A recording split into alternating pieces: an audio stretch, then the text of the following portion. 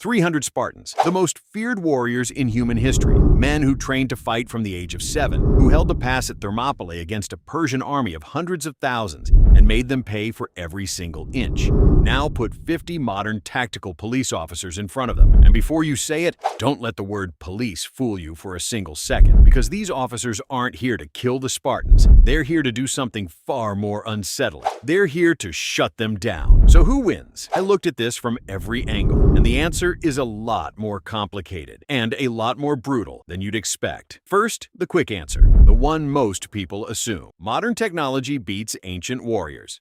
Obviously, right? Not so fast. But before we answer that, let's look at both sides. Because once you see what each side is carrying, everything changes. The Spartan loadout, because we have to respect what's coming. 300 warriors. Every single one has trained for combat every day since age 7, not gym training. Full contact combat specifically designed to make pain feel completely normal. Their shield, the aspis, is what most people completely underestimate. Not plastic, not fiberglass. A 20-pound disc of solid oak wrapped in hammered bronze, engineered to stop heavy iron spears thrown at full force. An ancient tank door strapped to their arm. Their weapon, the dory. A 9-foot iron-tipped spear with a 180-pound combat athlete driving it. Their formation, the phalanx. Shields locked edge to edge, spears forward.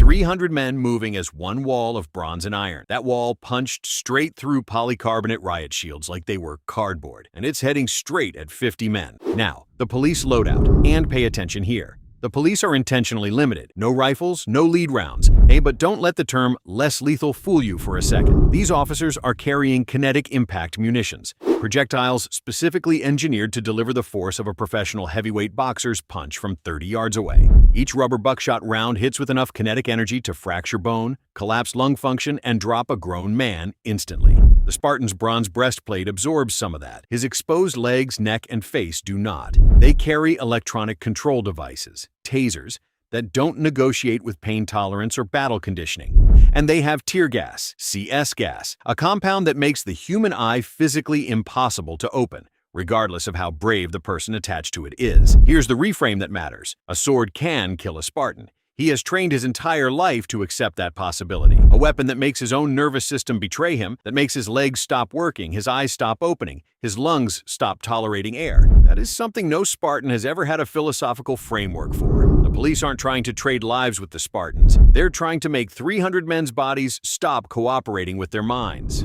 So here's the real question. The Spartans have the muscle. The police have the technology. Who breaks first? The police hold a narrow pass, a gate, a bridge, anything that compresses the phalanx and prevents flanking. But there's one big problem the police have to solve before anything else.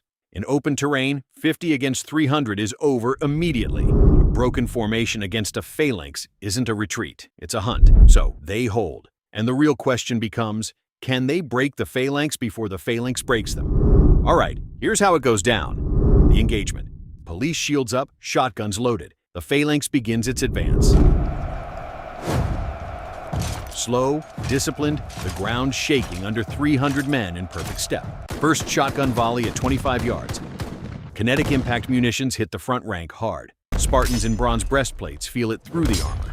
Not pain compliance, actual physical impact. The ones in thinner tunics below the chest plate take it differently. A buckshot round to an exposed thigh at 25 yards doesn't just hurt, it drops that leg. 3, maybe 4 Spartans stumble out of formation. The line slows. Then it keeps moving. And here's something most people don't think about.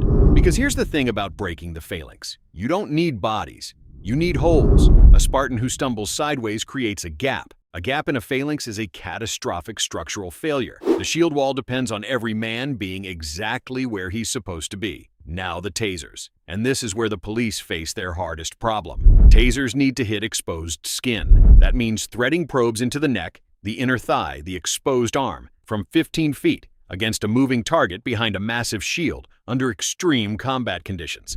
Against a man in a t-shirt, a taser is a guaranteed knockdown. Against a Spartan, it's a precision shot under impossible conditions. A few land. The ones that do, those Spartans don't just fall. They seize. They go rigid. They hit the ground completely confused by something their entire civilization has no word for. To the warriors around them, watching a man's body simply stop working with no visible wound. That is more terrifying than any sword. Then the reload. 5 to 8 shells per shotgun, 20 seconds of firing. The police are reloading manually, shell by shell, while the phalanx covers the last 15 yards. This is the decision point, because right now the police have one card left that the Spartans have absolutely no answer for. All 50 tear gas canisters. Simultaneously, a wall of CS gas 30 yards wide erupting directly in front of the police line. Tear gas doesn't care about bronze armor. It doesn't care about pain conditioning. It attacks the eyes, the lungs, the entire respiratory system. It makes the human body physically unable to maintain discipline regardless of how hard the mind is pushing. Can 300 Spartans hold a perfect phalanx when they cannot open their eyes? Here's what happens. The mechanical perfection of the wall starts developing fractures. Spartans coughing, stumbling, shield alignment drifting. And a cracked phalanx is a completely different problem than an intact one.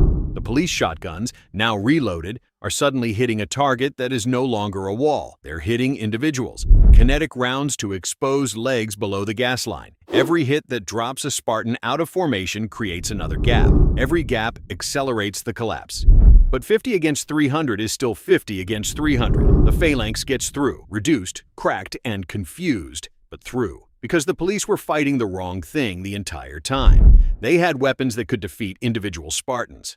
What they couldn't defeat was the idea the Spartans were built around. A taser stops a body. It doesn't stop a man who genuinely believes dying in battle is the best possible ending to his life. The police had technology that could shut down the nervous system. The Spartans had conditioning that made the nervous system almost beside the point. In the end, ancient belief beat modern engineering, not by much, but enough.